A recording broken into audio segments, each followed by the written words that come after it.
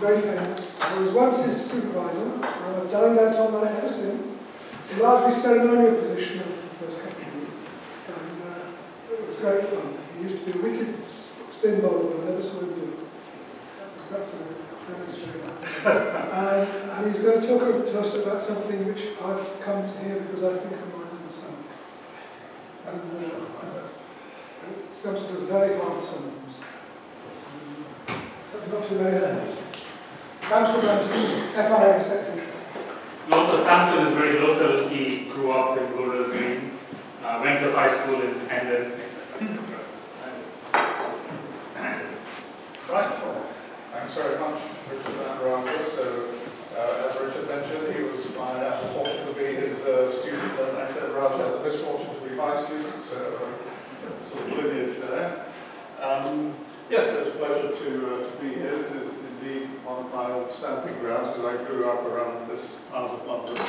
But anyway, so I want to talk about some work I've been doing with colleagues recently in the area related to quantum information and actually quantum foundations, and which turns out to be a very fascinating area with rich connections with computer science, and not just because we might be able to build a quantum computer that can factor primes and therefore change the crypto and security landscape, but for, I think, deeper and wider intellectual reasons.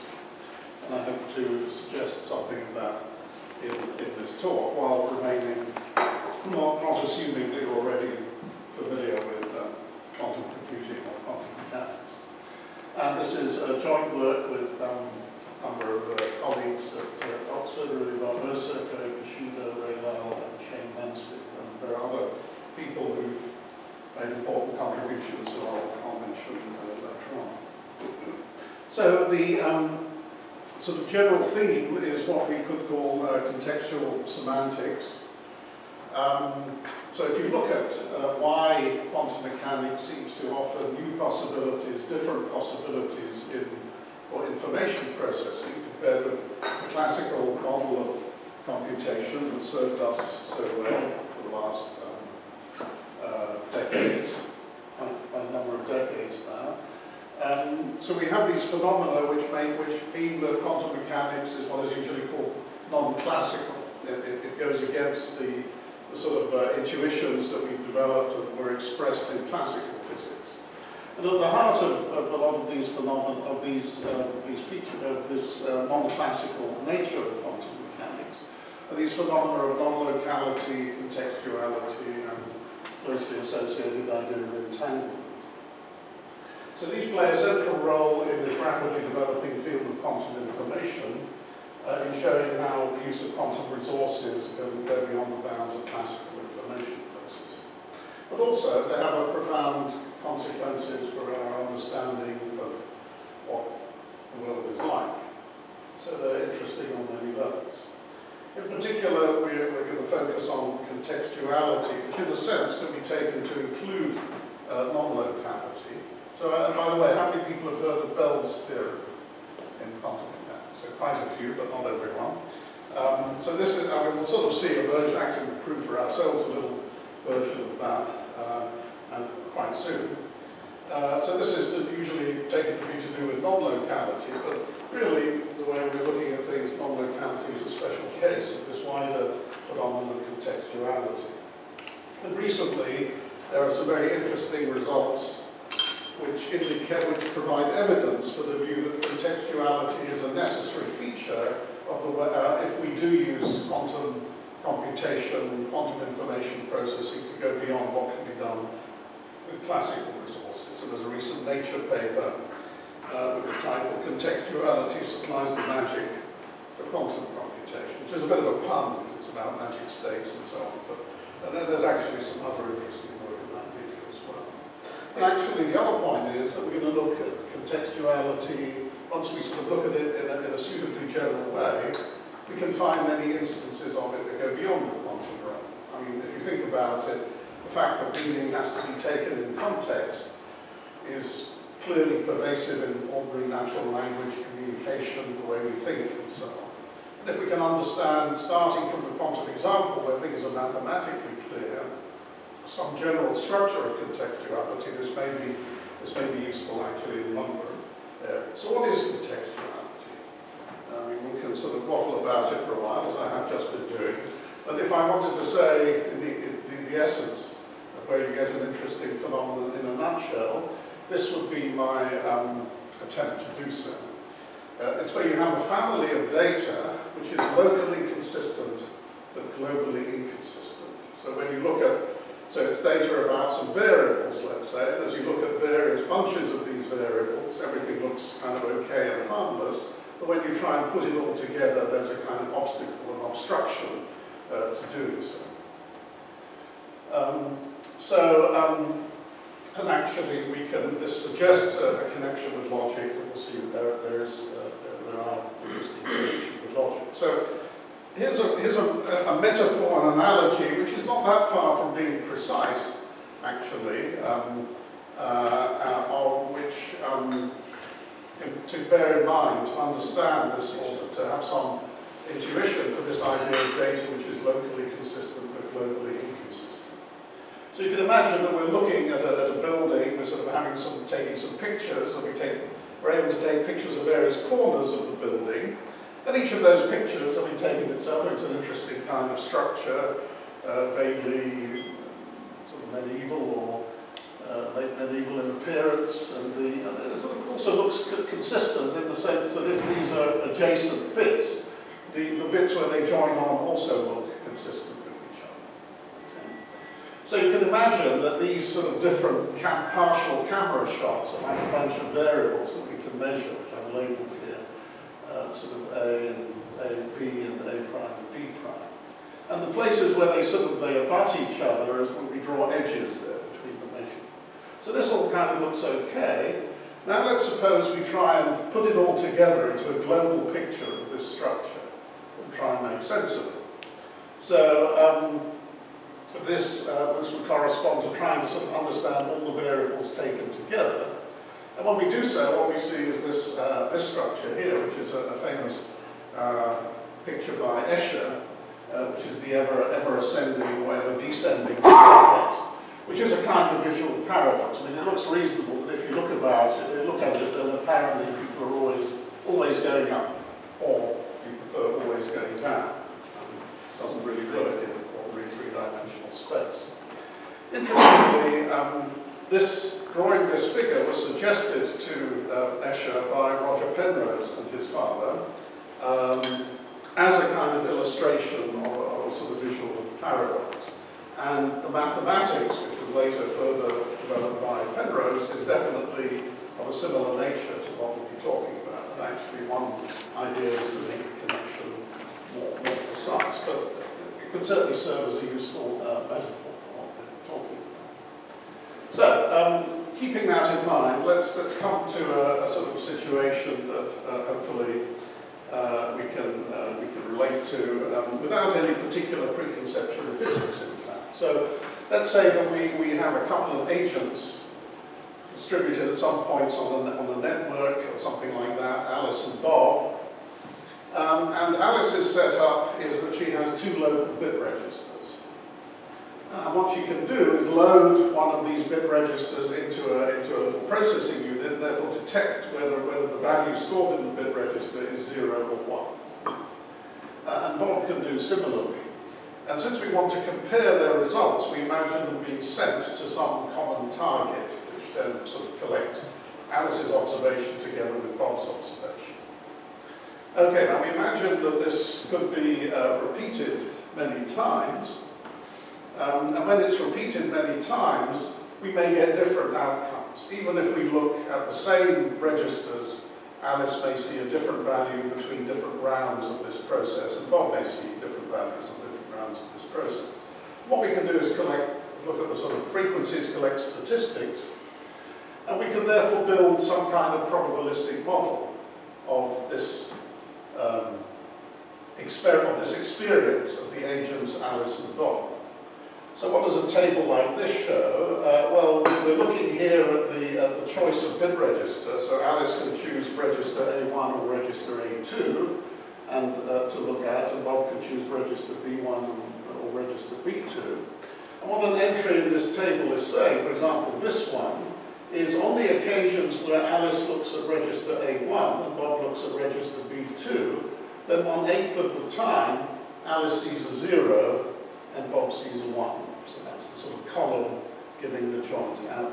So the rows correspond to the choice of bit registers made by Alice and Bob, and the columns correspond to the values they may detect in those registers. And you can see that along each row, for each given choice of the bit registers, we have a probability distribution on the possible things that they can see. So we have some non-negative numbers summing to 1 along each row. So this is a sort of reasonable table that could describe some possible experience of Alice and Bob. And a natural question to ask is, by what kind of mechanism can we explain this behavior?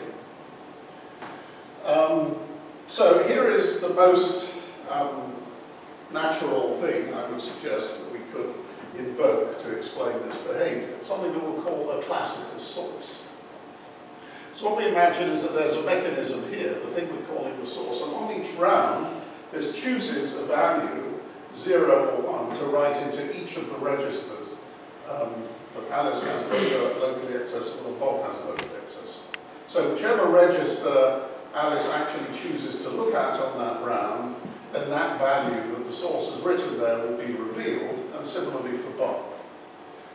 So you can see that here, with the source on a particular round is writing a 0 into A1, a 1 into A2, and so on.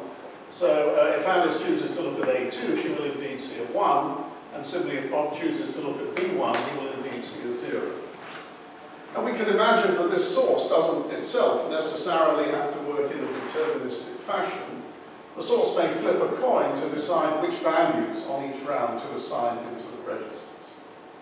So that's a perfectly sort of non-weird, straightforward explanation, mechanism to explain such an experience of Alice and Bob. And the question that we want to ask is, could any mechanism of that kind whatsoever explain the experience of Alice and Bob described by this particular table? And in fact, to answer that question, we have to sort of dig a little below the surface. Rather than just looking at this as an array of 16 numbers, we have to start to see a bit of structure here. And the structure is very useful and can be applied in many other situations. So we're going to make a very simple derivation in using a little bit of logic and a little bit of probability theory. So it's a very easy sums. There will be no hard sums. So suppose we have suppose we have some propositional formulas. We can think of them as just a describe. So the point is, we have these variables which can take the value 0 or 1. They're the Boolean variables. Just like they're sort of like the bit registers in our little scenario. And we're just using formulas to describe events, combinations of values that these registers can contain. And because of a scenario like the one we've just been describing, it's reasonable to suppose that we can assign a probability to each such event, because we actually measure these variables and we see statistics in exactly the way we've been describing. But I'm not making any other assumptions other than just that we can assign some probabilities, values between 0 and 1. But now I'm going to make one further assumption, which is a purely logical nature. Suppose that these formulas, describing some combinations of values, are not simultaneously satisfiable. Their conjunction is inconsistent. There's no way of assigning values to all the variables that makes all of them true. And here I'm just working with ordinary classical propositional calculus. So the fact that they're not simultaneously satisfiable means that if you take any n-1 of them, the conjunction of any n-1 of them, then that implies the negation of the remaining one, because they can't all be true. Right? There's no assignment that makes them all true. And of course, equivalently, that's saying if you assert the nth one, then one of the others has to be false, which is just this contrapositive form. So that's a very simple assumption. And And the point is to show what implication this has for what values the probabilities can take. So here we make a little derivation in elementary probability theory. You see, this is the probability of this thing is Pn, and the fact that we have this implication just by the monotonicity of probability says that this probability has to be less than the probability of this disjunction or union. And now the fact that probability is subadditive, which is a very weak property of probability measure. So the probability of a union is less than or equal to the sum of the probabilities. In general, it's only less than because you could have double counting because the unions could overlap. We're not assuming they're disjoint. But we're just using that sort of simple property there. So we get this inequality. And now we have the fact that the probability of a complement is 1 minus the probability of the event we're taking the complement of. And now we do a little rearranging.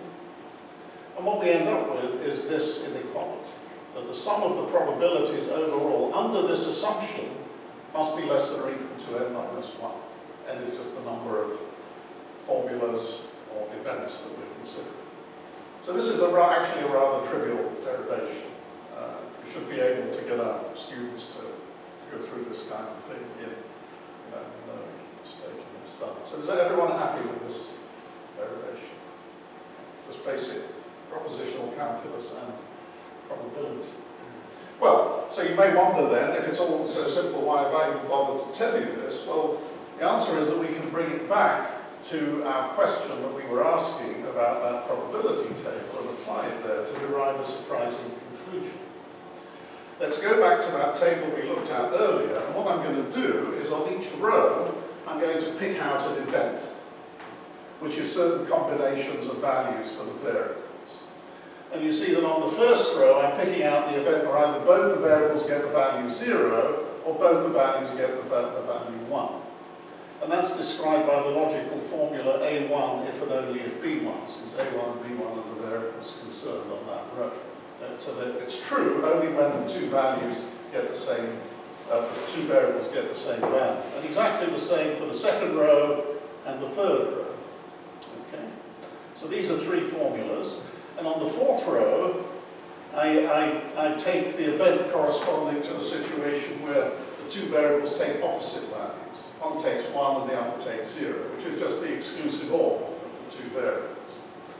So this is, so we have four formulas, and it's easy to see that they're not simultaneously satisfying.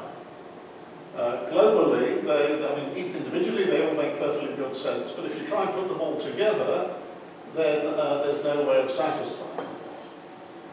Any three of them will be satisfiable, but not all four. So to see that we can't satisfy them all, we'll start, for example, here. So A2 we can replace by B1 because of this. B1 we can replace by A1 because of this. And A1 we can replace by B2 because of this. And we end up with B2 exclusive or B2, which is certainly not satisfying. It's only true when the two sides take opposite values, and if it's the same variable, that can't happen. So, we have exactly the situation that we had in our observation here, and as a conclusion, it must be the case that the sum of the probabilities of these events must be bounded by, well, n minus 1, which in this case is 3. Okay. Four formulas, so it must be bounded by 3. On the other hand, if we actually sum up the weights, the probabilities of these events, we see that we get 1 for the first row and 6/8 for each of the other 3 rows. So altogether we get 3 1/4. And we violated the inequality that we derived just a little while ago. So we can say that this is a violation of this logical Bell inequality. I'm calling it that because it's a sort of logical way of deriving a kind of Bell inequality. And the striking point is that all Bell inequalities can be derived in this way. So we can violate it with this table. And that's telling us that no classical source of the kind that we describe could account for this experience of Alice and Bob. You may wonder where the link is between the classical source as I described it and this conclusion? Well, really, the one sort of minor subtlety here is that in this derivation, I did make one very important assumption, which I can't, I mean, does anyone want to have any second, come again and make any question of this derivation? But the subtle point is that here I'm assuming that, here we have formulas which in our example here are just pertaining to these rows of the table. We can think of the rows of the table as the situations that are directly observable by Alice and Bob. On each round, Alice has to choose a bit register, Bob has to choose a bit register, and they observe the joint outcomes of those two. They don't, by definition, on that round, observe anything about the registers they didn't choose. On the other hand, what we're really doing here is assuming there's a well-defined probability for this event which relates to all the variables together. This is where we sort of implicitly make this move from this local view to the global view, and so to be able to do that has some consequences. And what we see from this example is that this is a situation which can't work in that way. So the specific conclusion is that there is no classical source which can account for this observable behavior. Let me just show another example before we sort of come back to what the implications of this are.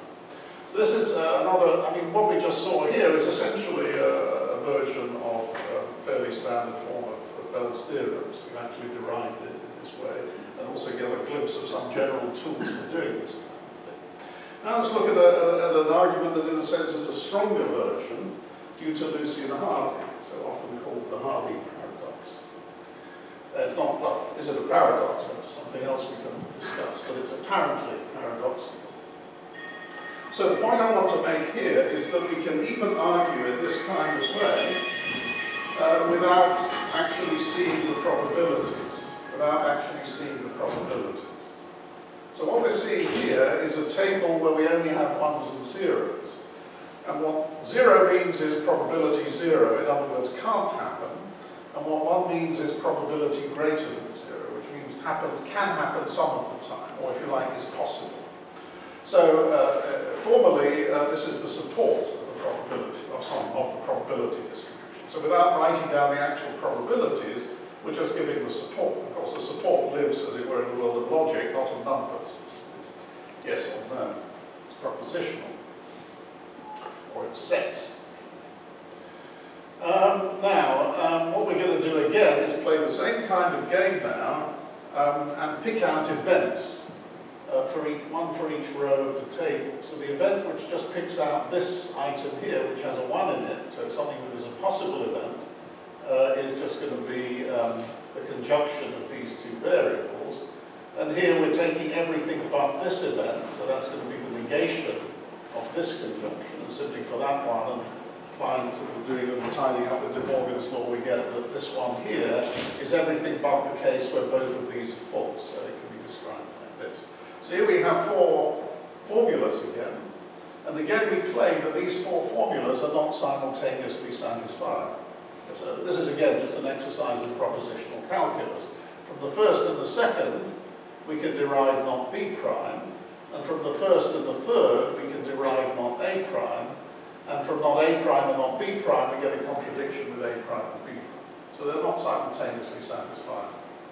So again, the same analysis should apply, and the sum of the probabilities of these events, which we haven't written down, should be less than or equal to 3. But we can actually see just from the information in front of us, even without writing the probabilities down, that that can't be the case. Why is that so? Well, you see, on this row, for example, the event includes everything that has a non-zero probability. So the whole support of the distribution is covered by the proposition corresponding to that row. And since the total weight of the distribution has to be 1, that's telling us that the probability of that event has to be 1. And similarly for the third row and the fourth row. So just from those 3 rows, we've already got a total weight of 3 without knowing anything about the particular probabilities. On the other hand, the event here must have a positive probability because it has a 1 in that entry. And therefore, by whatever that probability is, we're going to violate our bound of 3. So even without knowing the actual probabilities, we know that there's a violation. So this is regarded as a stronger version of a Bell kind of theorem because it's, as people say, it's inequality-free or probability-free. So it's at a more basic level. And there's, as it happens, there's even stronger forms, but we won't go into those now. So, I mean, just to reinforce what we're saying here, it's the same construction, but I mean, this is, now I want to make the point, firstly, that we didn't even need to write down all the entries. We only needed to write down 4 entries to see that there would be a problem. And I'm just confirming here the way we're reading these entries. So the entry up in the top left corner is saying when Alice looks at A1 and Bob looks at B1, then sometimes, meaning with probability greater than 0, Alice sees a 0 and Bob sees a 0. Whereas a 0 means, a 0 entry means that they never see that particular outcome. So now I want to just kind of forget about probabilities altogether and go back to this, what are we really talking about here? What is this concept of observable data? And if you think about it, when we're coming to some fundamental level of physical description, this is a pretty basic question because when we do physics, it's based on measurements and performing observations about the world around us. That's how we come to learn things about the physical world around us. And what we've always assumed in the whole historical development of physics, up until quantum mechanics came along, is that what we're measuring are objective properties of the system, which are independent of our choices of which measurements to make. So in Newtonian mechanics, there have these sort of billiard balls whizzing around, colliding to each other, so you have position and momentum. And whether we happen to measure position or momentum or whatever, it's there, it's a property of the system, whether we happen to measure it or not. Now, what are the consequences of that view of things, which seems just common sense writ large?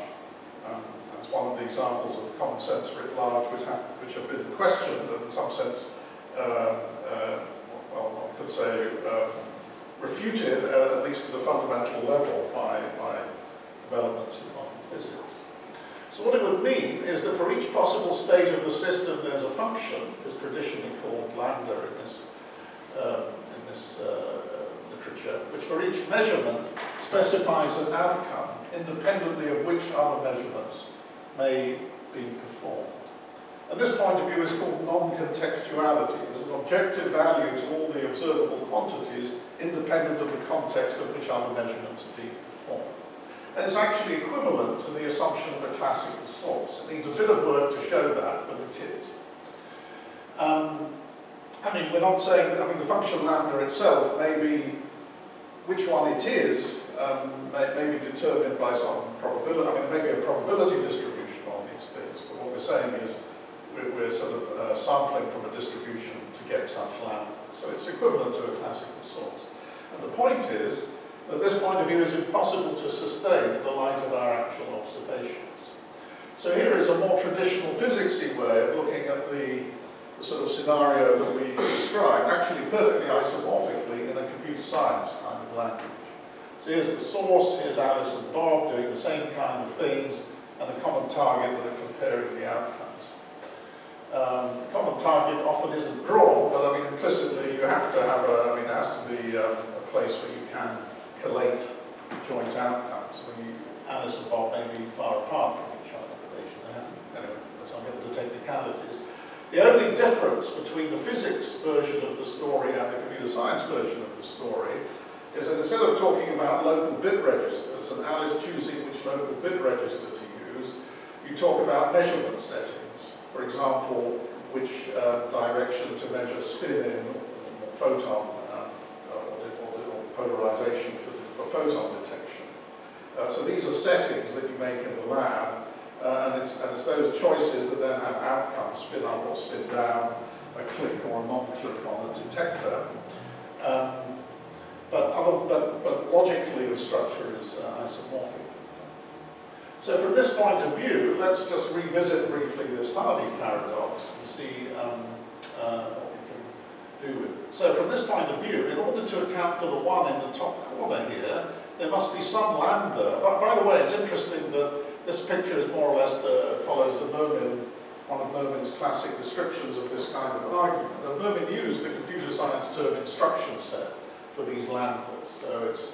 So he was using, well, a distinguished physicist who found it natural to use computer science terminology to give an intuitive explanation. Also, the traditional word for this is a hidden variable model. It's really the same thing.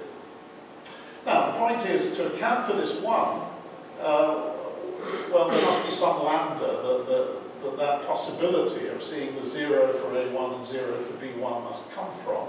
And obviously that lambda must set those variables to those values. The question is, what values does it set the other variables to? Now, as computer scientists, we can actually step back and see this as a constraint satisfaction problem. And it is a constraint satisfaction problem. The interesting twist is we're asking, given that we fix the values of certain variables, can we satisfy all the constraints in the problem, which are given by the remaining rows, in fact. Let's see about B2, for example. So what are the possibilities for B2? Well, if we look at this rough, there are only two possibilities, right? 0 or 1. And if we look at what lambda would assign to the combination A1, B2, then we can see that it can't be 0 that it assigns to B2, because otherwise that item in the first column would be possible, but the 0 entry in the table tells us that it's precluded, that it can't happen. So it can't be 0, and it has to be 1. And exactly similar reasoning, if we now sort of propagate on and look at A2, exactly similar reasoning tells us that the only value we could assign to A2 is 0. And that completes the assignment of the value. The constraints force from that starting point in the top left corner, it forced the assignment to all the variables. The problem is we still have one remaining constraint, which is the thing over here, and this assignment would set A2B1 to the outcome 0, 0, and that's been precluded. So the conclusion is that this constraint satisfaction problem is not satisfied. And what that's telling us in this context, when we interpret these things as physically observable variables of a basic physical system that isn't just doing what we happen to think of, but is doing what nature decides to do, are inherently contextual. They cannot be explained by a classical source. Now, a conclusion we might draw from all this is that these are just kind of like science fiction-y thought experiments, things that aren't actually, therefore, possible experiences of Alice and Bob in the lab. But what quantum mechanics and our exploration of microphysical reality is here to tell us is that that isn't so. Because if we use, once we go into the world of quantum mechanics and use quantum resources such as entangled qubits, then we can achieve exactly these effects. So here we, spending a long time on this, we sort of have these basic quantities such as spin that we can think of qubits, a sort of quantum analog of the bit. So we have, so they can be modeled on the sphere, and the state of the system, pure state of the system will be lying on the surface of the sphere, and the measurement will just be a choice of a direction to measure spinning. We'll choose any direction, but then the outcomes we can get are either spin up or spin down in a given direction.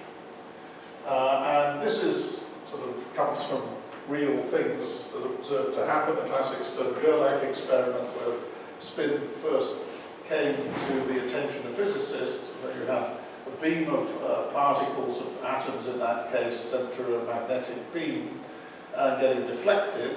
So a classical model would be that these particles are little spinning tops and they're getting swerving off and going in various directions. And the classical prediction would then be that we get a smear